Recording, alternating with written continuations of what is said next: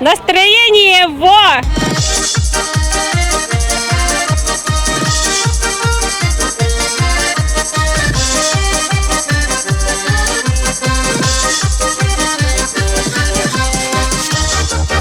Это особенный праздник для Удмуртии. Все это, в общем-то, про родную землю, про вас и для вас, труженики села.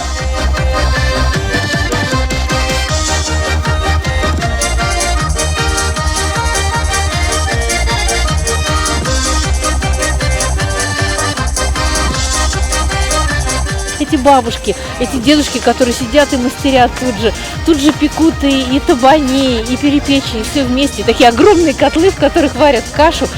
Знаете, вот ощущение такого настоящего праздника. И вот это удивляет.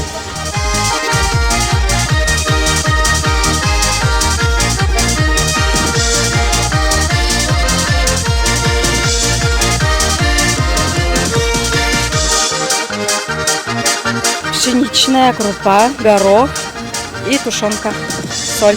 На природе, на костре, конечно, очень вкусно, чем на плите.